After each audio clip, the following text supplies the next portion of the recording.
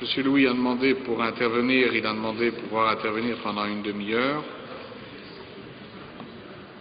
Je lui passe donc la parole.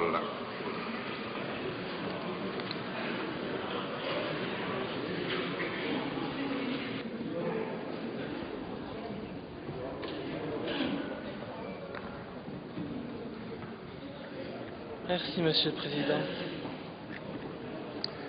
Nous sommes aujourd'hui réunis pour procéder, au plus grand bonheur de certains, je n'en doute pas, à la levée de mon immunité parlementaire, suite à des poursuites judiciaires largement intentées à mon encontre sur des bases essentiellement politiques.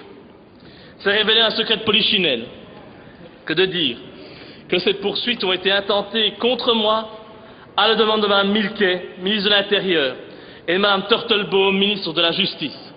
Bonjour l'indépendance. Cela faisait plus d'1 an et demi que vous en rêviez. La justice a enfin décidé et répondu à vos attentes en demandant mon renvoi devant la Chambre du Conseil de Bruxelles le 21 janvier 2014 à 9 h. Et j'invite d'ailleurs tous les citoyens belges qui veulent me soutenir à venir nombreux à cette audience. Parce que si le politique tente d'influencer la justice, je demanderai au peuple de Belgique de se mobiliser pour garantir l'indépendance de l'institution et mettre la pression sur le tribunal.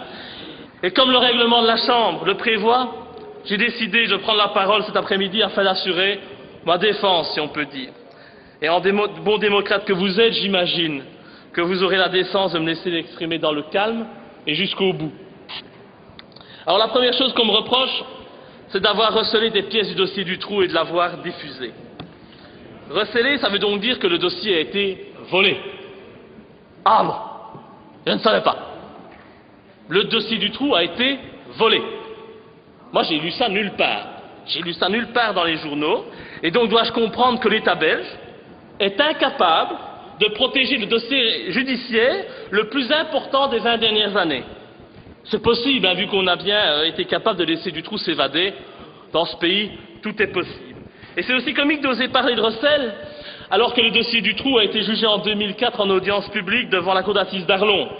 Je dois rappeler que ce dossier a dès lors été largement diffusé auprès des journalistes et des organes de presse afin d'alimenter leur gazette. Et nous savons tous aujourd'hui que tous les organes de presse sont en possession de ce dossier sensible. Mais allez, admettons, je veux bien vous faire plaisir, admettons que ce dossier que j'ai reçu d'un ancien parlementaire, un membre de l'ancien parti vivant, M. Albert Mailleux, et non d'un criminel, hein. Imaginons que ce dossier ait été volé. Pourriez-vous me dire pourquoi je suis le seul à être poursuivi pour en avoir eu quelques pièces en ma possession? Parce que j'ai fait des recherches et j'ai découvert que je n'étais pas le seul à détenir ces documents. Ainsi, j'ai découvert cet article du 7 juillet 2010. J'étais à l'époque élu depuis quelques semaines. Et j'étais encore loin d'avoir été mis en possession des photos d'autopsie des victimes de Dutroux et consorts. Je vais vous lire l'article qui a été publié sur 7 sur 7. Suite aux perquisitions effectuées à l'archevêché de Malines-Bruxelles et à la découverte des CD-ROM contenant le dossier Dutroux chez le cardinal Danez, l'ancien primat de Belgique, l'Église réagit par une conférence de presse par les voix de Éric de Beuquelaar, porte-parole des évêques de Belgique, et maître Keulener, avocat de l'archevêché. Voici le passage le plus intéressant. Les documents relatifs au dossier judiciaire de Julie et Mélissa, découverts lors de perquisitions à l'archevêché de Malines le 24 juin, ont été envoyés par un tiers à Monseigneur Léonard. Il ne s'agit pas de dossiers papier, mais de 2 CD-ROM qui auraient été envoyés par un tiers bien connu de la presse et de l'évêché. Comme le mentionne la presse de mercredi, ces CD-ROM ont également été envoyés durant l'affaire Dutroux à des journalistes judiciaires, des politiciens et d'autres personnalités du pays. Il conclut en disant « Il ne s'agirait donc aucunement d'une trouvaille unique. Il ne s'agirait donc pas d'une trouvaille unique. Et d'autres personnes de sphères d'activité différentes auraient donc reçu ce dossier. » Excusez-moi, mais je me pose alors une question. Pourquoi le parquet ne décide-t-il pas de poursuivre ces journalistes, ces politiciens, ces ecclésiastiques qui, tout comme moi, ont reçu ce dossier? Pourquoi la justice ne décide-t-elle pas de poursuivre le cardinal Danez? Monseigneur Léonard. Non, non, non, non, non. La justice décide de poursuivre uniquement Laurent Louis.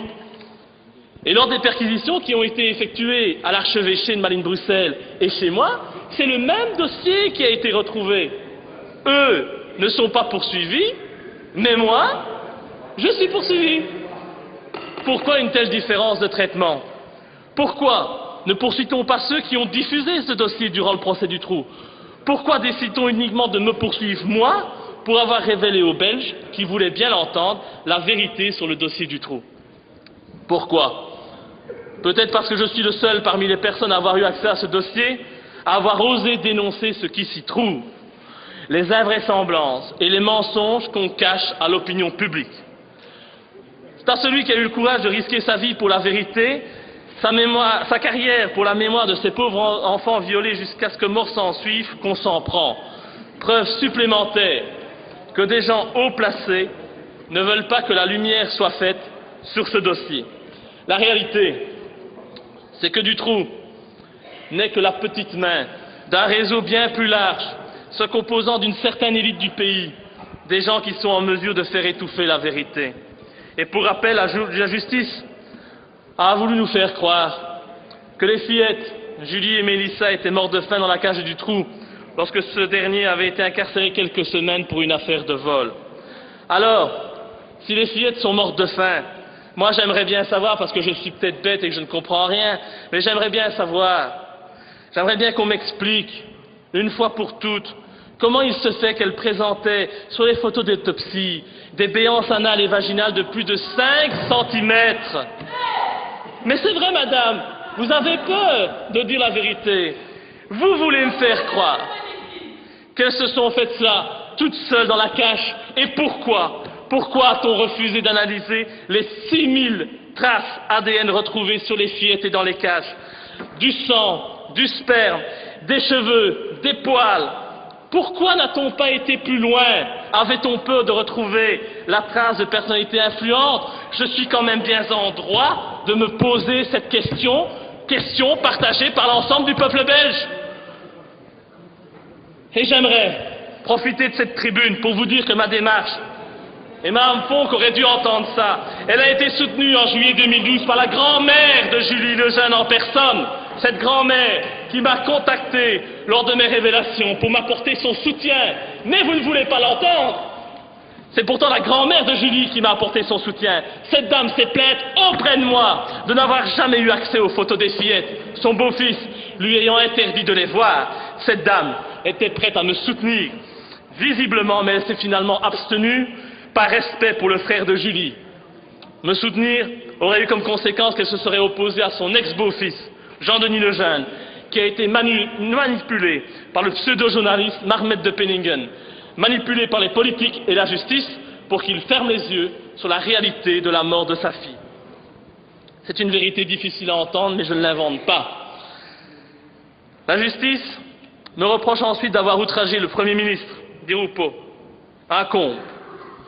J'ai outragé l'homme qui, tous les jours, depuis sa nomination, se moque des citoyens et de ses électeurs en menant une politique ultralibérale et en pratiquant la chasse aux chômeurs, malgré ses prétendus idéaux socialistes. Dingue, c'est plutôt lui qui mériterait d'être jugé par un tribunal pour haute trahison. Mais bon, passons, c'est un autre sujet. Donc j'ai eu la mauvaise idée d'accuser le Premier ministre d'être un pédophile. Ouais, c'est peut-être une mauvaise idée si j'avais voulu faire carrière en Belgique et espérer rentrer dans un gouvernement de vendus, mais j'estime qu'il était de mon devoir d'informer la population sur la personnalité de l'homme le plus puissant du pays. C'est pour moi un devoir en tant qu'élu de la nation que d'informer les citoyens des vices et des crimes commis par nos élus. C'est ce que je me suis contenté de faire. Alors c'est vrai, Di Rupo n'a jamais été condamné pour pédophilie, mais un nombre très important de plaintes ont été déposées contre lui pour de tels faits, toujours pour les mêmes faits. C'est bizarre, non? Comme on dit chez nous, il n'y a pas de fumée sans feu. Mais le plus inquiétant, c'est que la destination a toujours été la même pour ces plaintes. La poubelle. Et c'est ça que je veux pointer du doigt. Les prétendues victimes étaient à chaque fois des criminels qui voulaient profiter de la notoriété de notre pauvre petit Elio. C'est tellement plus pratique de jeter le discrédit sur les victimes. En plus, quand on fait cela 5-6 fois et qu'on tourne les victimes en ridicule, on évite que d'autres personnes aient encore le courage de dénoncer les faits dont ils sont victimes. Pourtant, des PV, il y en a eu, comme celui de la police de Namur, portant le numéro 12-852/98, dans lequel est auditionné Jean-Marie Rulens, client de la boîte La Brique à Liège, qui déclare que Di Rupo s'y amusait avec des jeunes de plus ou moins 14 ans et qu'il les payait 15 000 francs, 375 € pour des gâteries, fellations et sodomies. L'audition de ce Rulens contient de nombreux détails. Il n'y a rien de farfelu dans ses propos. Et je peux même vous dire que j'ai moi-même rencontré un de ces jeunes qui fut jadis victime des pulsions sexuelles de Di Rupo. Cet homme qui a été violé, je suis désolé, c'est dur à dire, violé par notre Premier ministre alors qu'il n'avait que 14 ans. Cet homme est démoli, il a été harcelé par le système pour qu'il se taise, tout a été fait pour qu'il se fasse passer pour un fou, et aujourd'hui, il a d'ailleurs été interné par la justice. Imaginez comme c'est pratique. Une note du parquet portant le numéro 37 66 11 75 28/96 indique aussi l'identité de 2 mineurs âgés de 13 et 14 ans. Ces jeunes confirment avoir eu des relations sexuelles avec Di Rupo. Un PV de la BSR de Wavre de 96 mentionne le témoignage de Madame Delnest qui s'inquiète auprès de la police de voir Di Rupo aller et venir avec des jeunes gens dans un immeuble voisin. La police n'effectuera aucune enquête de voisinage, malgré que d'autres voisins confirmèrent les dires de Madame Delnest. Un rapport de la Brigade nationale de gendarmerie du 9 octobre 96 insiste également sur les rapports spéciaux entre Di Rupo et de jeunes garçons. On y parle d'un jeune homme décrit comme le protégé de Di Rupo et qui a été retrouvé mort. Et les PV se poursuivent. Rapport de la BSR de Bruxelles, 3 décembre 96, qui relate des relations sexuelles entre Di Rupo et de jeunes garçons. Mais c'est clairement indiqué dans le PV. Vu la notoriété de Di Rupo, nous ne poursuivons pas. Est-ce qu'on doit accepter cela? PV de la police judiciaire de Bruxelles, portant le numéro 46-66-3 du 5 novembre 96, où le chauffeur de l'ancien ministre Graffé évoque des partouzes auxquelles participait Di Rupo. Le nom de Di Rupo apparaît encore dans une note confidentielle de M. Demanet, procureur général de Mons, et Marchandise, procureur du roi de Charleroi, daté de 96. Pourquoi? Parce que les coordonnées de Di Rupo figuraient dans le carnet d'adresse de Jean-Luc Finet. Et qui est ce monsieur? Il a été inculpé à l'époque pour détention de cassettes pédopornographiques. Tiens, comme c'est intéressant. Di Rupo a également eu un accident de voiture lorsqu'il était en compagnie d'un jeune garçon à Sarre-la-Buissière, à quelques mètres de la maison de Marc Dutroux. Mais comme par hasard. Mais moi, je suis désolé, je ne crois pas au hasard. Et il y a donc des PV, mais aussi de nombreux témoignages, un nombre impressionnant de témoignages, auxquels on n'a jamais donné le moindre crédit, même lorsqu'ils venaient de policiers assermentés. Ainsi, en août 1989, Di Rupo était à l'époque député européen. Eh bien, à l'époque, 2 policiers communaux surprennent Di Rupo en bordure du Grand Larche à Mons. Et avec qui? Avec un gamin de 12 ans et un gamin de 13 ans dans sa voiture. Les gamins avaient le bas du corps dénudé. Ce n'est pas moi qui le dis, ce sont 2 policiers communaux assermentés qui ont eu la volonté de témoigner, mais leur hiérarchie communale les en a dissuadés. C'est ça le pays dans lequel on veut vivre. Alors de 2 choses l'une, soit Di Rupo est un homme persécuté, qui a de très nombreux ennemis, et l'on comprend mal comment cet homme a pu devenir Premier ministre, soit cet individu est un criminel qui profite de ses appuis et de ses fonctions pour violer impunément des enfants. Ce n'est pas à moi d'en décider. Et des éléments probants que je vous ai communiqués, on ne peut qu'avoir des doutes sur la véritable personnalité de Di Rupo. Des doutes encore plus importants quand on sait que dans une vidéo postée sur YouTube, Michel Nioul accuse sans détour Elio Di Rupo d'être pédophile lors d'une interview en caméra cachée accordée à des journalistes.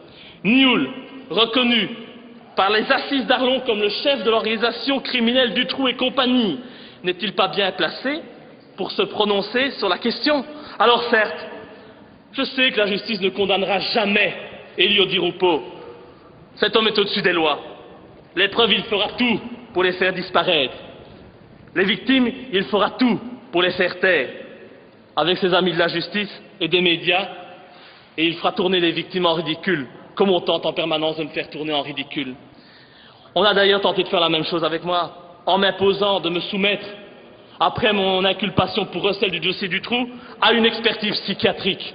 Avez-vous déjà vu quelqu'un inculpé pour recel devoir subir une expertise psychiatrique? Et voilà comment on fait passer les adversaires des pédophiles des réseaux pour des fous. C'est tellement pratique. Mais si l'on me poursuit pour avoir traité Di Rupo de pédophile, dites-moi pourquoi on ne poursuit pas Michel Nioul pour avoir dit exactement la même chose, et la vidéo est toujours en ligne aujourd'hui sur YouTube. En sait-il de trop? Je vous pose la question. On me poursuit, troisièmement, pour avoir insulté un journaliste, que je n'ai pas peur d'appeler un journaliste véreux, qui m'a menacé à différentes reprises de me détruire médiatiquement si je m'attaquais au réseau pédophile et si je souhaitais reparler du dossier Dutroux. Ce journaliste, c'est Marc Mette de Penningen, ce journaliste qui m'a humilié dans la presse, qui m'a insulté, ce journaliste qui est un grand ami de Michel Nioul et qui, comme par hasard, a toujours défendu dans ses articles depuis l'éclosion de l'affaire Dutroux la thèse de Dutroux prédateur isolé, comme par hasard. Trouvez-vous normal qu'un député soit menacé par un journaliste parce qu'il va trop loin dans certains de ses propos en commission quand on parle de l'intérêt d'enfants violés? Mais où va-t-on? Dans quel pays vivons-nous? On me reproche d'avoir diffusé une liste comprenant environ 500 noms de personnalités de l'élite politique, financière, juridique et franc-maçonne du pays qui auraient commis des actes de pédophilie. Une fois de plus, ce n'est pas moi qui suis l'auteur de cette liste. Tous les autres députés, normalement, ont reçu cette liste par mail. Un mail qui émanait de Mme Emine Geveld, qui est aujourd'hui décédée d'un cancer généralisé, foudroyant, comme l'a été Albert Mailleux. C'est dingue, comme ceux qui luttent contre le pouvoir en place s'éteignent rapidement. Et j'ai jugé de mon devoir de publier cette liste sur mon site, une fois de plus, pour en informer les citoyens. Dois-je rappeler que pour ces deux faits, seule la cour d'assises est compétente. Et oui, il s'agit dans les deux cas d'un délit de presse. Et franchement, je serais très heureux de pouvoir répondre de ces faits devant une cour d'assises, qui me donnerait une formidable tribune pour mener ce combat contre la pédophilie d'État maçonnique. Enfin, on me poursuit pour avoir révélé un secret. C'est dit textuellement. Je suis poursuivi pour avoir révélé un secret. En l'espèce, d'avoir diffusé sur Internet le rapport d'autopsie de Julie et Mélissa, sans avoir jamais, je vous le dis, et je vous le jure devant cette assemblée, sans jamais avoir publié la moindre photo d'autopsie de ces pauvres enfants sur Internet. Contrairement aux mensonges publics répandus par un ministre Milquet. Avoir révélé un secret, c'est vrai.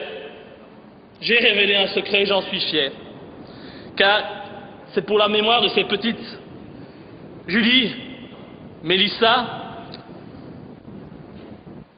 Sabine, Laetitia, Anne, Eve, ces filles violées, que j'ai mis en danger ma carrière et même ma vie. Car des menaces, j'en reçois. Des menaces déguisées, des menaces sur ma personne et mes proches, sans parler du harcèlement médiatique. Si je n'avais pas les nerfs que j'ai aujourd'hui et le moral que j'ai, il y a bien longtemps, je me serais suicidé, vu tout ce qu'on raconte sur moi, tous ces mensonges qu'on véhicule, que certains élus véhiculent. Des menaces sur ma personne, sur mes proches, des menaces sur tous ceux qui osent m'apporter du soutien. Et d'ailleurs, le fait que mes soutiens aujourd'hui ne puissent assister à la séance plénière, c'est encore une preuve supplémentaire des menaces et des pressions dont je suis victime. Ainsi, sachez, je dis ça en passant, qu'il m'est devenu impossible, en Belgique, d'ouvrir un compte en banque. Impossible. Il m'est devenu impossible pour moi, malgré que je n'ai pas d'emprunt, de conclure un emprunt. Impossible pour moi d'avoir la parole dans les médias, alors que ces derniers ne se gênent pas pour parler de moi. Le mot d'ordre a été lancé, on ne donne pas la parole à Laurent Louis. Et je le sais, si je dois perdre mon poste de député en mai prochain, je n'ai aucun avenir en Belgique. Aucun. Ce pays qui se dit une démocratie, eh bien je devrais m'exiler, car toutes les portes me seront à jamais fermées. Et voilà ce qui arrive à ceux qui en Belgique. Et malgré qu'on aime son pays, voilà ce qui arrive à ceux qui ont le courage, excusez-moi l'expression, de remuer la merde. Et dire qu'une certaine presse ose faire croire que je prends de tels risques dans le seul but de faire parler de moi, d'avoir un article dans leurs médias mensonges ou de faire le buzz. Allez, soyons sérieux, hein. Croyez-vous que je suis bête au point, narcissique au point de détruire ma vie, de mettre en danger mes profs, même mes proches, pour une feuille de chou? Soyons sérieux. Je prends des risques énormes, mais le combat en vaut le coup. Et je l'assume, ce n'est pas grave. Je suis prêt à partir de ce pays. Je suis prêt à aller jusqu'au bout. Je suis surtout prêt à être candidat aux futures élections et à être réélu. J'irai jusqu'au bout, si on me laisse faire, bien sûr, et qu'on ne me retrouve pas suicidé un de ces 4 matins. J'irai jusqu'au bout, c'est mon devoir, et je fais cela pour mon pays. Ma Belgique mérite d'être dirigée par des gens dignes, ce n'est pas le cas aujourd'hui. Et comme je vous l'ai dit en commission, et pour en conclure, Monsieur le Président, je n'ai pas l'intention de faire comme certains élus criminels et de m'accrocher à mon immunité, je laisse ça à Monsieur Westphal. Et c'est donc avec force aujourd'hui que j'exige que vous leviez mon immunité parlementaire, afin que je puisse répondre de ces faits devant la justice. Je l'exige, et je vais même plus loin, en déposant à la fin de mon intervention une déclaration de révision de la Constitution, visant à abroger purement et simplement l'article 59 de la Constitution qui consacre l'immunité parlementaire. J'estime que les députés sont des citoyens comme les autres et qu'ils ne doivent en aucun cas disposer de privilèges. Cette immunité, consacrée par l'article 59, est un privilège.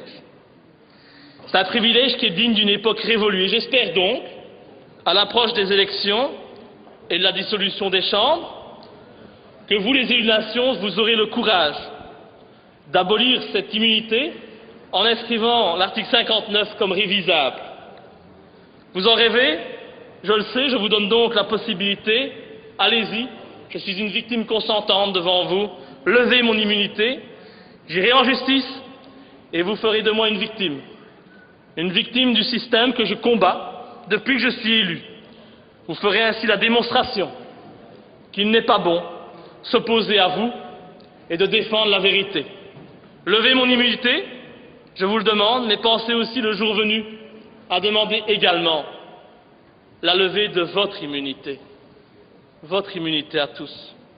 Nous verrons, d'ici quelques semaines, lorsque vous devrez vous prononcer en séance plénière sur cette demande de révision, sur cette demande de déclaration de révision de la Constitution, nous voterons.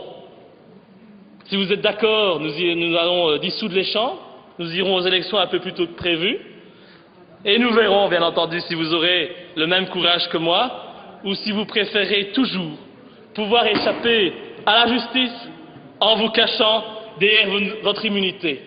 Je vous remercie, il me reste juste une chose à faire, et je crois que le Parlement le mérite bien, c'est ceci.